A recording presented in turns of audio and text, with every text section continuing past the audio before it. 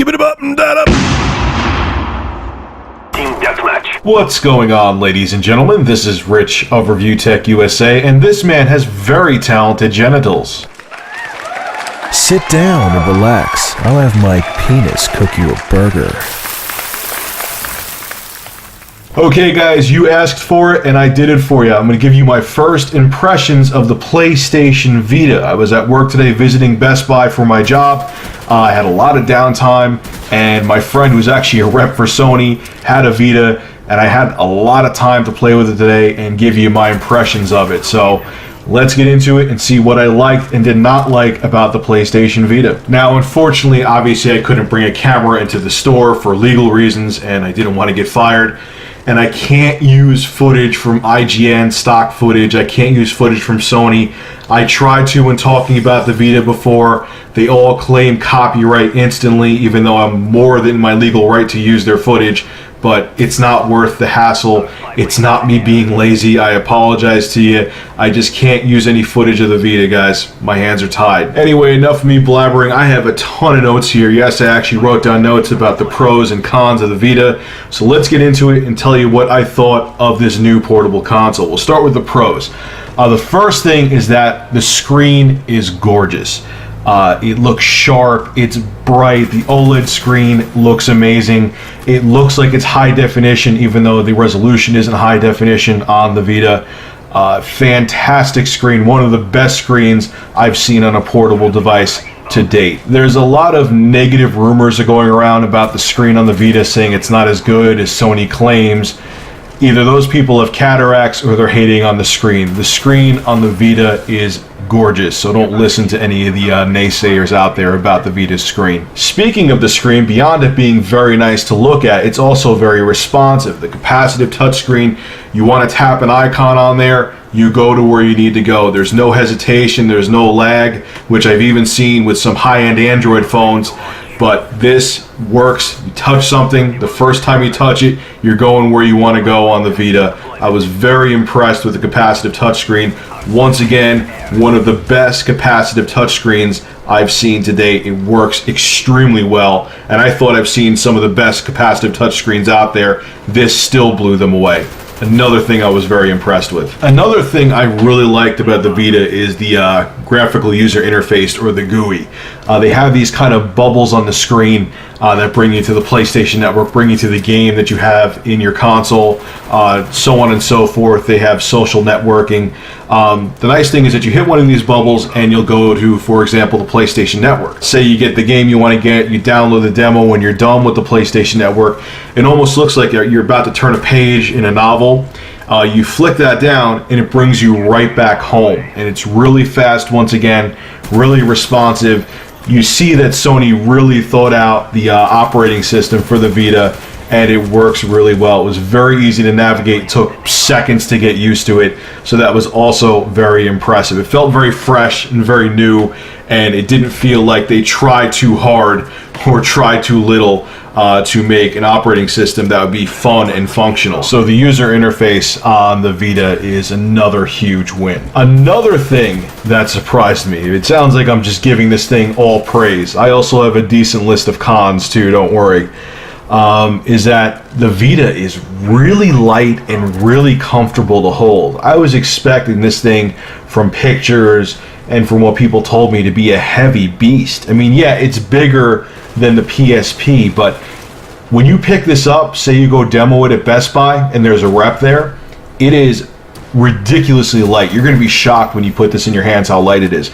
Also, like I said, I used it for about an hour. I played a very horrible game on it called Little Deviants. It felt like the tech demo for the original iPhone from 3 or 4 years ago. But beyond that, the system is incredibly comfortable to hold, and it is very light. I was pleasantly surprised because I expected this thing to be a heavy brick, and it wasn't at all. The last thing I got to say positive about the Vita is that all of the buttons, not the analog sticks, we'll get into those in a minute, all the buttons felt really good. They had a good clicky feel. They were a little small, especially the 4 face buttons, not the D-pad. D-pad was small as well, but they were solid. They felt responsive. They felt well made. They felt like they would last a long time.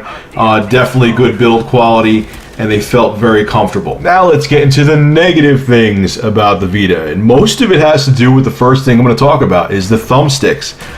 They are very small, they feel very stiff, they don't have a real large radius that you can move them, meaning that it feels like there's like a millimeter, you could swing them in any direction.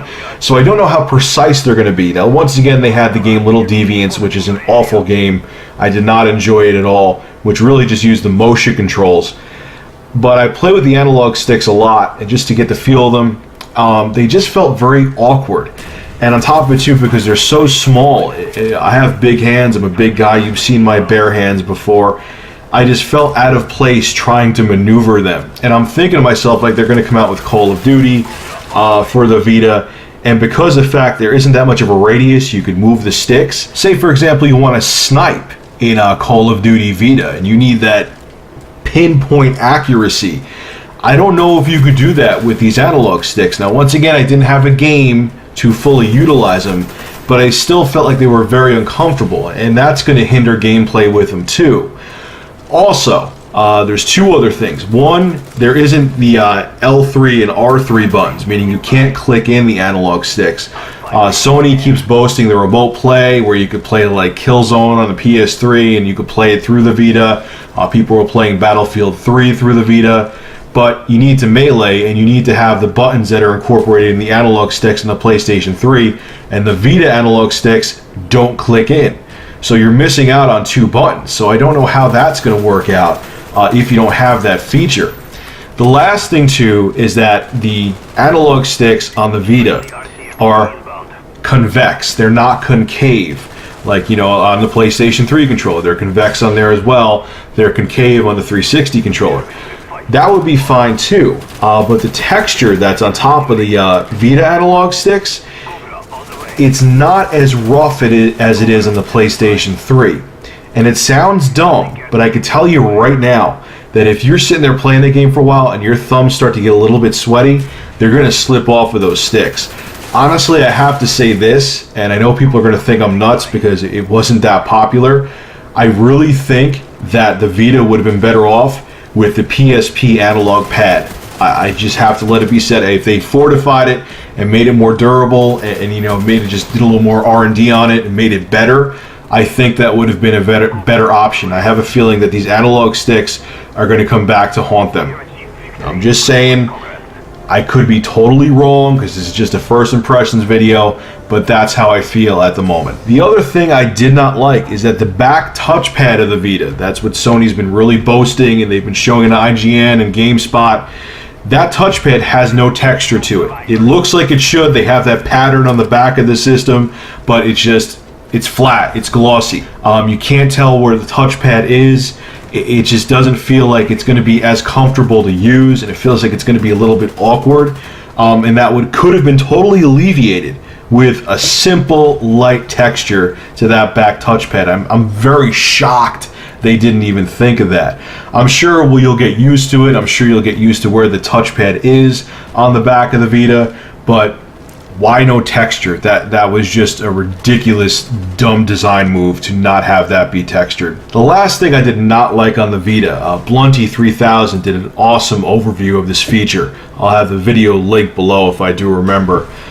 Is the cameras. Both the front-facing cameras and rear camera of the Vita take horrible pictures. I understand the cameras are more of a novelty and they're only going to be used for augmented reality, but in 2012, there's no reason why cameras on a game system, for a new game system nonetheless, should look like they came off a prepaid Nokia camera phone from 2004.